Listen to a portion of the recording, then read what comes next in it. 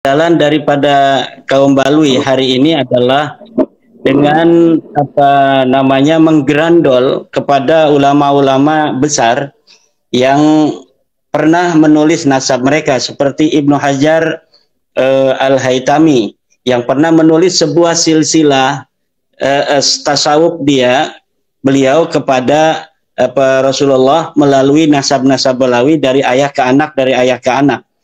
Dan kemudian juga dari Murtada Az-Zabidi yang katanya menulis kitab Ar-Raddul Jali yang kemudian telah terbukti bahwa kitab Ar-Raddul Jali itu bukanlah kitab karangan daripada Murtada Az-Zabidi.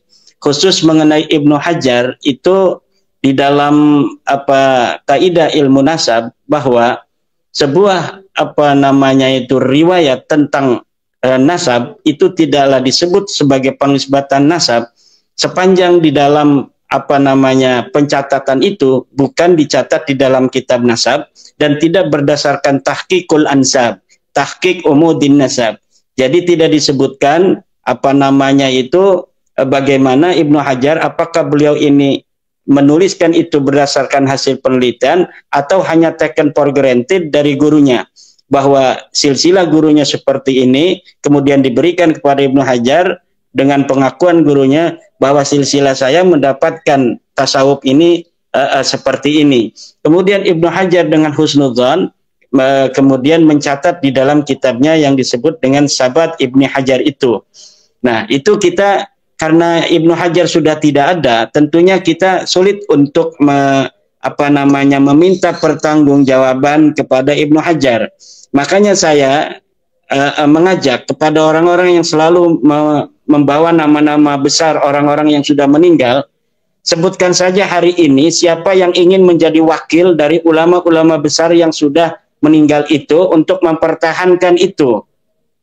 Kalau menganggap Ibnu Hajar telah mengisbat Ba'lawi, misal, atau Syekh Nawawi Tanara telah mengisbat Ba'lawi, atau Syekh Hasyim Asy'ari telah mengisbat Ba'lawi, silakan siapa yang ingin menjadi pembela mereka semua untuk kemudian berdialog, berdiskusi dengan saya untuk mempertahankan narasi itu, untuk mempertahankan kesimpulan itu.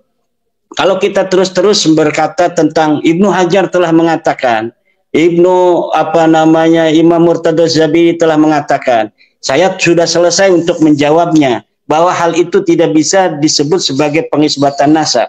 Tetapi bagi masyarakat awam itu masih sangat bisa dijadikan sebagai narasi yang bisa mengajak masyarakat awam untuk tetap mempercayai nasab mereka. Maka siapa di antara Ba'lawi saat ini dari seluruh dunia Ba'lawi yang dianggap paling alim untuk menjadi wakil dari semua ulama-ulama yang katanya mengisbat itu, untuk kita duduk bersama kemudian membicarakan tentang nasab mereka yang palsu itu. Siapa di antara mereka Ba'lawi di seluruh dunia itu yang kira-kira sanggup untuk menjawab bahwa nasab mereka tidak terputus? Saya mengatakan nasab mereka terputus, mereka bukan turunan Nabi, mereka tidak ada kaitan sama sekali dengan orang Arab, mereka tidak ada kaitan dengan orang Yaman. Karena mereka sebenarnya bukan orang Yaman. Mereka orang-orang yang datang ke Yaman, ke Hadramaut, ke Kampung Tarim, kemudian beranak pinak di sana pada sekitar abad ke-7, 8, 9. Saya lebih baru ke abad ke-8 Hijriah, walaupun ada beberapa narasi dari Bani Ahdal yang mengatakan bahwa leluhur mereka itu sudah datang pada abad ke-6 Hijriah. Kan kalau Ba'lawi mengakuinya mereka datang pada abad ke-4 Hijriah, 317 Hijriah mereka sudah datang ke Yaman. Itu tidak bisa dibuktikan oleh narasi-narasi kitab-kitab nasab dan sejarah masa lalu yang hari ini mampu kita baca. Nasab-nasab, kitab-kitab nasab, kitab sejarah yang ada di abad ke-4 itu ada. Abad ke-3 ada. Abad ke-2 yaitu Ibnu Hisam. Kemudian siapa lagi? Abu Ishaq, itu sudah ada kitab nasabnya, kitab sejarahnya maksudnya. Kemudian Tarikh Baghdad, kemudian Al-Kamil fit Tarikh, semuanya ada. Apakah ada di antara kitab-kitab masa lalu di bawah abad ke-5 itu yang menyebutkan mereka itu pernah ada di Yaman? Tidak ada. pada abad ke-7 sendiri tidak ada satu kitab pun di Yaman yang hari ini kita bisa akses yang menyatakan Ba'lawi sudah ada di Yaman, tidak ada.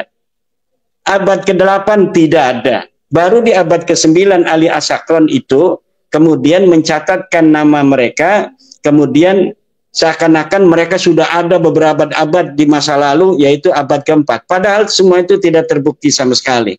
Siapa di antara para ulama Ba'lawi atau Muqib bin Ba'lawi yang mampu untuk menghadirkan sebuah bukti ilmiah berdasarkan kitab atau manuskrip yang bisa kita akses bersama, yang menyatakan bahwa Ba'lawi sudah ada di Yaman pada abad ke-4, ke-5, ke-6, ke-7.